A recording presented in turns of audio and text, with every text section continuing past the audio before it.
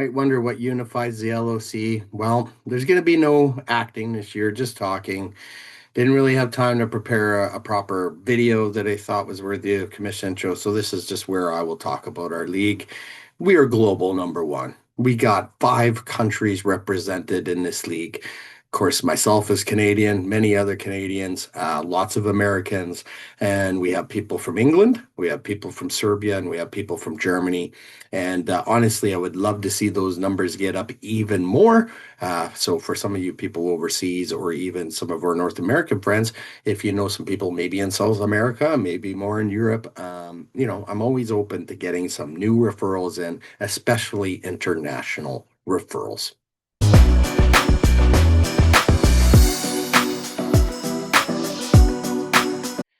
Next, well, what keeps us unified? Well, how about the weekly recaps, everybody? For anyone that was around last year, the weekly recaps were added, and what a difference it made, right? I mean, to wake up every morning after football week is over and to go over the recap of every single league in the format of what happened, it really does unify the tiers. And I do think it unifies also the dynasties. So of course, we added the new dynasty this year, so we are now five leagues in the LOC format. And this year, once again, those weekly recaps will be featured, adding the new dynasty as well.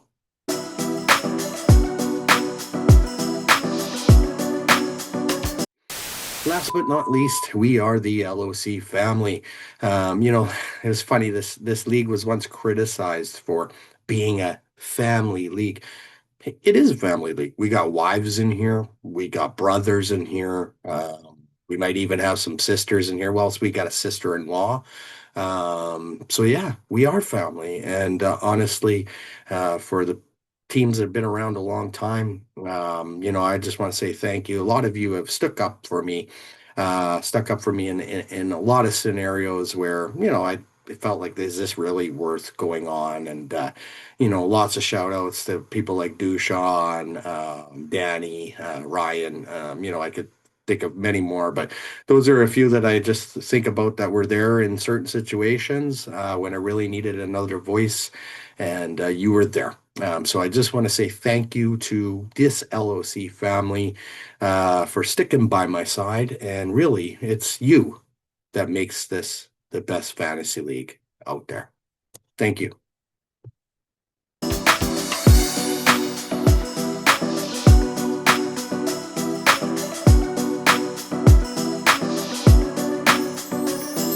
few moments later. Hey everyone, guess who's back? It's Kamish back here with another draft preview, and this time we're going to feature Luke at Too Good for a Name, a guy that I didn't realize that this is your 11th year heading into the league. So you joined in year three of inception. So you've been here a long time, and I would almost consider you an original owner.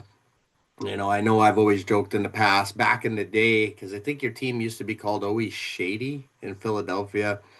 So we came up with that one nickname. But I can honestly say your team is likely headed to greener pastures this year.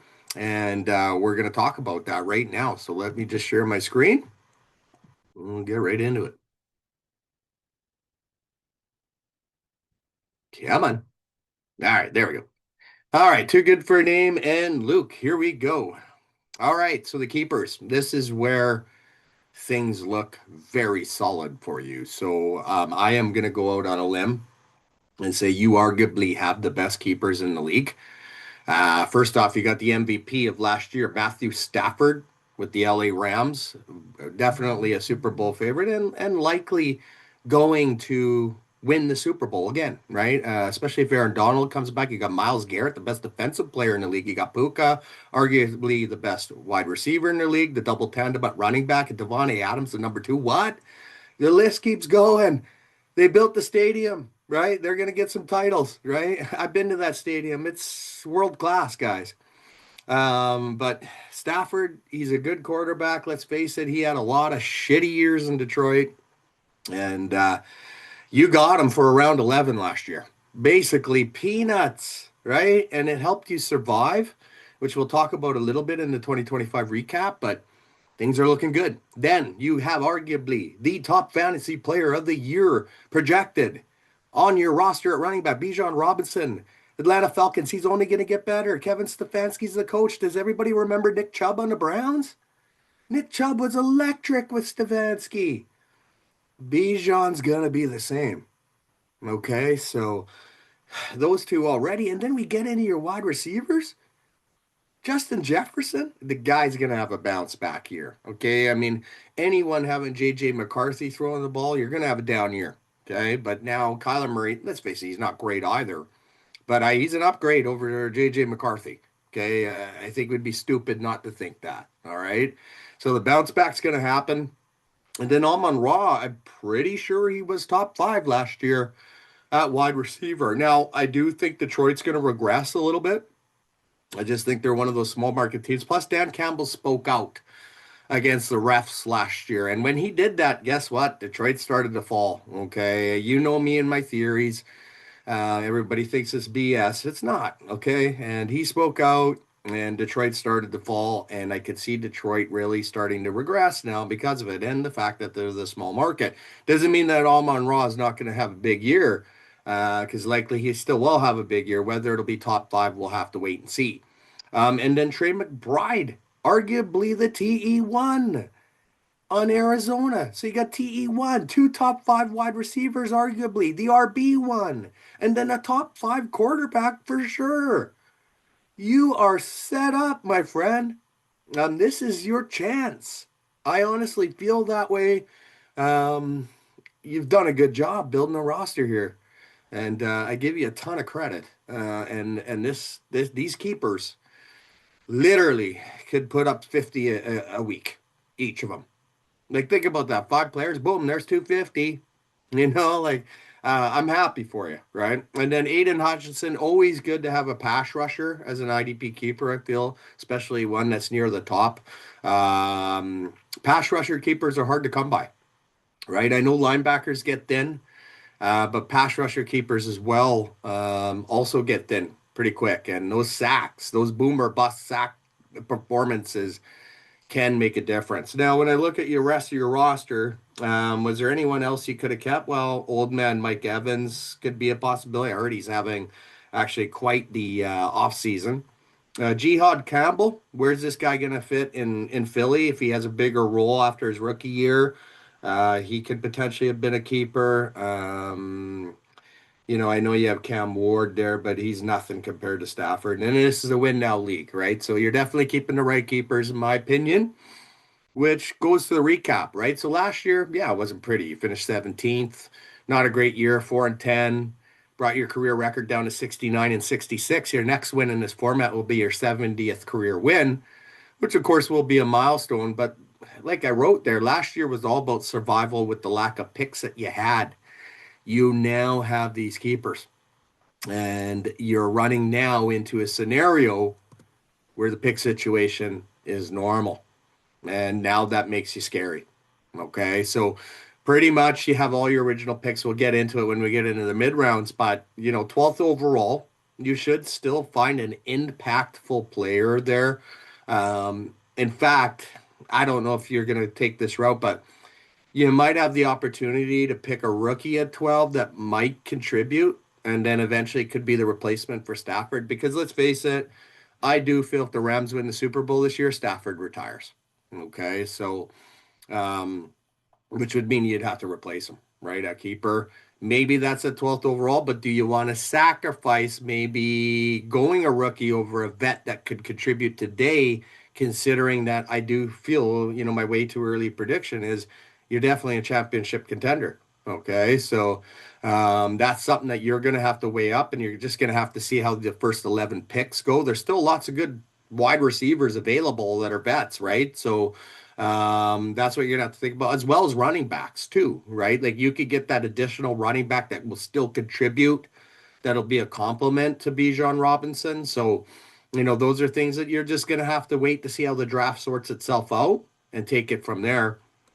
And then looking at the mid rounds, that's where you traded that round 11 for Stafford. It was really your only pick, and you did the right thing. Ramrods, if you're watching this preview again, Luke was able to survive by not trading that much capital, and now he set himself up for a good year this year, right? And I know you've been surviving the first 2 years. If you're watching this preview, this is the blueprint, right? And Luke's really set himself up, I think, for long-term success. I think if you go all in, Luke, you'll have to watch what the other teams are doing, but I think if you go all in, if other teams are going all in, again, it's going to put you in a very strong position, I feel. Okay. And then going into the last rounds, well, you can see the double up there in round 23 because of the trade for Stafford. Again, it was steal for him. And now it's going to help you this year. I'm not faulting 12th man for making the trade when he did last year. Could he got more in the offseason? Probably not, right? Like, let's face it, we just saw McLaurin go for two mid-round picks, and he's a WR1, right? And there's lots of QB1 still in the draft. So I don't fault 12th man for doing what he did as well, but it definitely has helped you out, Luke, for this year. All right, your first pick. Well, I think you're going to go best available or running back because, again, you only had the one running back keeper. And looking at Sleeper's ADP here, I gave you a myriad of options. I'm not saying this is the way you should go. This is just where Sleeper has their average draft position. But they have Guy in that range. They got Kincaid, Gadsden, Brian Robinson. I think it'd be a bit too early to go handcuff there, but it would, I guess, protect you in that regard. But then you're not adding anyone additional. Michael Pittman, Aaron Jones is there, Tyler Algier. I threw another running back in.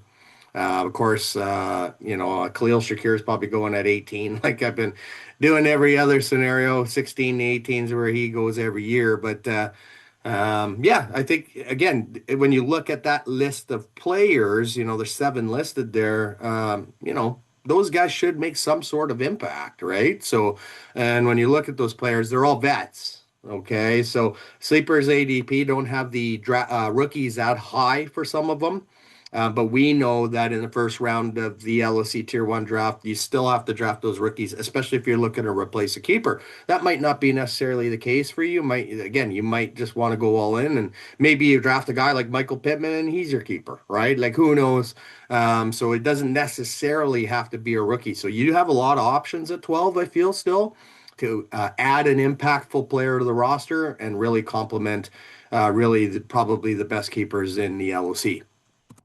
All right, the barometer chart. So bottom 4, I really do not see this scenario for you this year. I know you finished that way in 2025. I don't see it this year. The only way I see it this year is if you have a lot of injuries and an awful draft, which again, that would just be devastating, right? Consolation contender. I only see this happening if Jefferson underperforms again. Amon-Ra regresses with Detroit. And on the same token, you have a weak draft, right? So that could lead to another consolation round for you. Again, maybe injuries happen again as well. But that's the only way I can see you getting into those first 2 areas is injuries and just really poor drafting. Playoff team, I think, is definitely bare minimum scenario for you. The keeper strength that you have, I've already gone at it at length. I think you're easily a playoff team. In terms of the division title, your biggest competitor for the crown, I feel, is Clangy, right? Clangy's got a great roster, but just like you, no real running back strength other than Bijan, of course, for you. But Clangy doesn't have a single running back on the roster right now, right? And in hindsight, I do think that Clengy made a mistake, and I'll get into it in his preview, trading me Chase Brown for only a round 1, which turned out to be a very late round 1. And when you look at where Chase Brown is in the in most projections, again, that probably likely was a bit of a mistake. And then in terms of being champion, again, my way too early prediction is you are one of my favorites to win it all. You have arguably the best keepers in the league, and you must be excited, right? And I hope that you are. And yeah, this is your chance, I feel.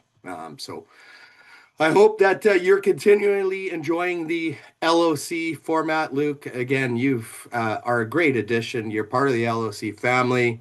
I love the fact that you're, part of being an overseas for me anyways.